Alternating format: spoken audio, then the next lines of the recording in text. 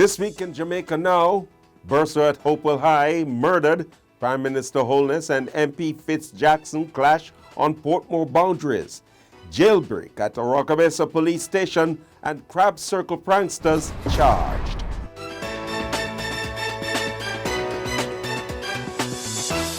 I'm Neville Graham and this is Jamaica Now.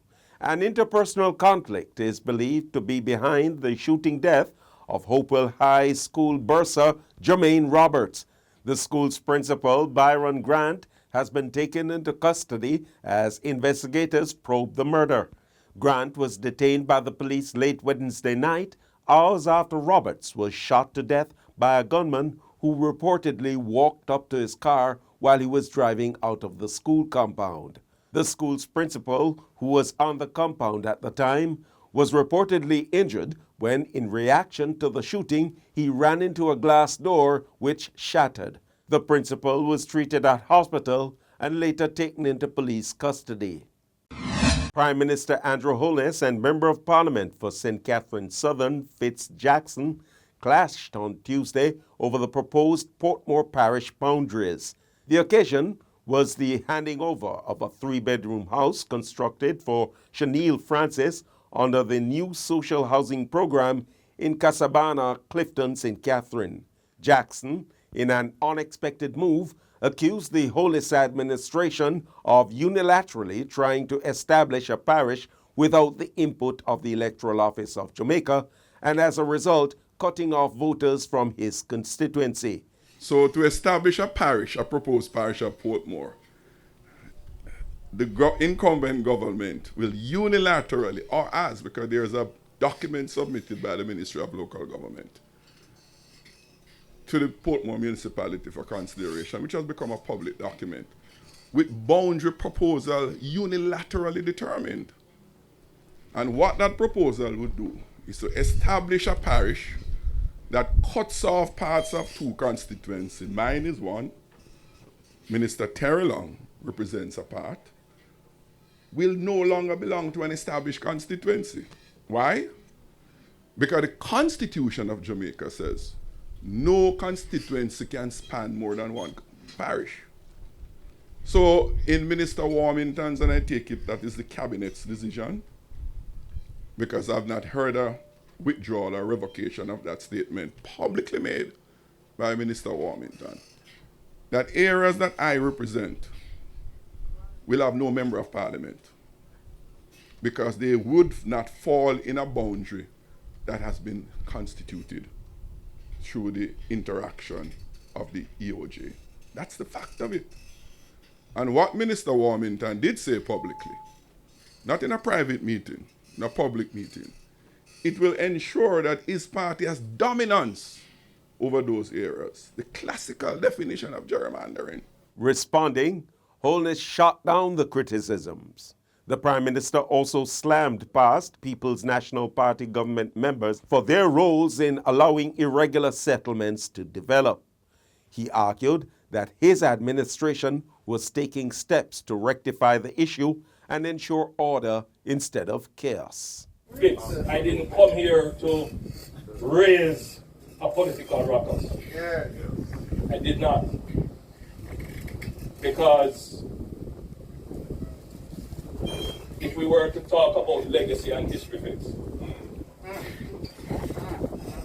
if we were to go back into legacy and history and talk about Clifton, and talk about all the other irregular settlements around Jamaica and what we have done to improve them, it will look good on the political class. So I beg you, don't play politics with housing. Voter apathy has jumped significantly over the last 3 months, with 35% of Jamaicans now indicating that they do not intend to cast a ballot in the next general election.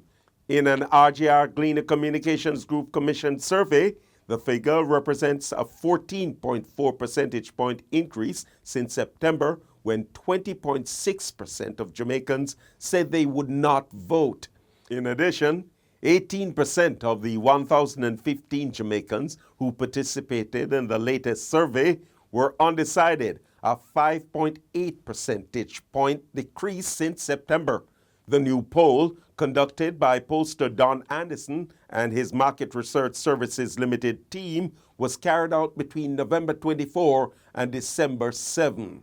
Still, it should be a ding-dong battle between the country's two main political parties, with the opposition People's National Party, PNP, leading the governing Jamaica Labour Party, JLP, by 3 percentage points at 25%. Further, 22% of Jamaicans 18 years and over who registered to vote said they would vote for the JLP. 24% of the men polled indicated that they would vote for the PNP, compared to 23% of the women. For the JLP, 26% of the women found the party favorable, while 22% of the men said they would vote for the governing party. Jamaicans aged between 25 and 34 years showed a 4 percentage point gap in favor of the PNP, while in the 55 to 64 age group, there is a similar 4 percentage point gap in favor of the JLP. Looking for the perfect gift for your family, friends, or your corporate circle this season? You should gift a digital subscription from the Gleaner. It's the key to adding purpose to their daily scroll. Your gift comes loaded with award-winning stories and insights, daily content to match their interests, and exclusive mobile-friendly experiences bound to elevate their year. Ready to empower your circle and bring festive cheer? Visit jamaica-gleaner.com/gift or scan the QR code to get started now. A police search is on to recapture inmates who escaped from the Oracabessa Police Station in St. Mary on Thursday. The men were discovered missing during a routine cell check. Preliminary reports are that the inmates managed to escape by cutting through a ventilation grill. The escapees were in custody for serious crimes, including murder and aggravated robbery. 3 men have been charged for impersonating public health officers during last month's reopening ceremony at Crab Circle in Kingston. Oreen Harris, Aiden Smart, and Kazray Gray were charged with breaching the Professions Supplementary to Medicine Act and conspiracy at common law to breach the Professions Supplementary to Medicine Act. During the reopening of Crab Circle at Hero Circle, which was previously closed by the Ministry of Health for unsanitary practices, the accused presented themselves as public health officers to the attendees. Harris, Smart, and Gray, who wore clothing mimicking the attire of public health inspectors, also presented fraudulent identification cards. Gray also addressed the audience, falsely representing himself as a health inspector. Their actions were recorded and uploaded on social media, which subsequently led to their arrest and charge. Bishop Dr. Alvin Bailey, head of the Holiness Christian Church and president of the Jamaica Evangelical Alliance, has labeled the Roman Catholic denomination a backsliding church following this week's ruling by Pope Francis that allows priests to formally bless same-sex couples. Bailey stressed that the move is in direct contradiction to the teachings of the Bible and chastised the Pope for compromising his scriptural position. A document explaining the change in the Vatican's policy outlined that people seeking God's love and mercy should not be subject to an exhaustive moral analysis to receive it. However, it emphasized that the blessings should not be a part of regular church rituals or given in the same context as a civil union or wedding. It stressed that people in irregular unions, gay or straight, are in a state of sin. However, it said that should not deprive them of God's love or mercy. For Bailey, he is contending that it is the church's role to redeem such individuals. And that's it for this edition of Jamaica Now, your weekly review of the big news stories. Send us your comments at onlinefeedback@gleanerjm.com. Follow us on X, formerly Twitter, and Instagram at Jamaica Gleaner, and on Facebook at Gleaner Jamaica. Like this video on our YouTube page, turn on your notification, and subscribe today. I'm Neville Graham, and before we go, we bring you highlights from a protest by Boardwalk residents who are demanding compensation for the latest oil spill in the Rio Cobre. The backside companies have to put aside a certain sum that they call the environment performance bond. So whenever anything like this happens, the government can just draw down on it. Once NEPA has indicated who is the source of the contamination, the government can draw down on it and use it immediately to address whatever wrongs were committed in the community.